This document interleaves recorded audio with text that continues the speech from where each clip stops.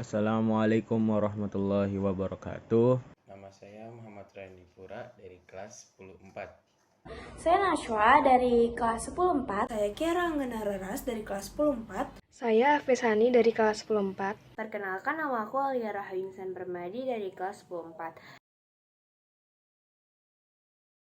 Ekosistem. Ekosistem adalah sebuah hubungan timbal balik antara semua makhluk hidup yang ada di dunia ini, yang saling memberi pengaruh dan menguntungkan. Sumber utama ekosistem adalah matahari. Unsur-unsur lingkungan hidup ini dapat disebut juga unsur biotik dan unsur abiotik, baik pada makhluk hidup maupun benda mati di dalamnya. Semuanya tersusun menjadi satu kesatuan dalam sebuah ekosistem yang masing-masing tidak dapat berdiri sendiri, melainkan harus saling berinteraksi, saling mempengaruhi, sehingga tidak dapat dipisahkan satu sama lainnya. Komponen ekosistem merupakan bagian dari suatu ekosistem yang menyusun ekosistem ini sendiri sehingga terbentuk sebuah ekosistem. Komponen dalam ekosistem dibagi menjadi dua macam, yaitu komponen hidup dan komponen tak hidup.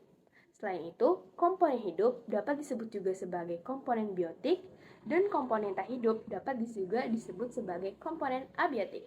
Setiap komponen memiliki anggota yang berbeda-beda. Jenis ekosistem juga dibedakan menjadi dua, yaitu ekosistem darat misalnya hutan hujan tropis, sabana, tundra, taiga, gurun dan pasir. Dan perairan yaitu rawa, danau, dan laut. Macam ekosistem di Indonesia, pertama ada ekosistem padang rumput sabana, yang kedua ekosistem hutan bakau, yang ketiga ekosistem hutan hujan tropis, yang keempat ada ekosistem sawah, yang kelima ekosistem laut, dan yang keenam yang terakhir ada ekosistem kota. Di sini saya akan membahas materi tentang identifikasi flora fauna di ekosistem hutan.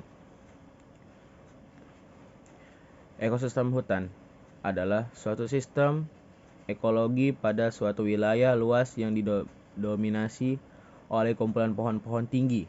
Di dalamnya terdapat keanekaragam spesies yang berbentuk pada daerah beriklim tropis dengan curah hujan yang tinggi dan suhu lebat. Umumnya, lapis pertama hutan hujan adalah perpohonan dengan tajuk tidak berurutan serta sedikit susunan cabang. Sedangkan lapisan berikutnya adalah kanopi utama yang terdiri dari jenis pohon ramping dengan ketinggian berkisar 30-40 meter. Selain itu, terdapat sebagian macam serangga seperti kupu-kupu dan kepik. Dan ada juga berbagai jenis primata, ular, gajah, gorila, babi rusa, macan, tapir, katak, dan lainnya. Sementara itu, terdapat lebih dari 2.500 tumbuhan yang hidup dalam spesies hutan. Tanaman hias yang cocok dengan ekosistem hutan yaitu bunga anggrek. Analisis dari manfaat ekosistem hutan. Keberadaan hutan ternyata membawa dampak yang positif baik bagi manusia, lingkungan, maupun makhluk hidup lainnya. Fungsi utama dari hutan yang ditumbuhi berbagai jenis tanaman lebat ialah untuk penampung karbon dioksida, habitat hewan, modulator arus hidrologika, dan pelestarian tanah, serta merupakan satu di antara aspek biosfer bumi yang paling penting.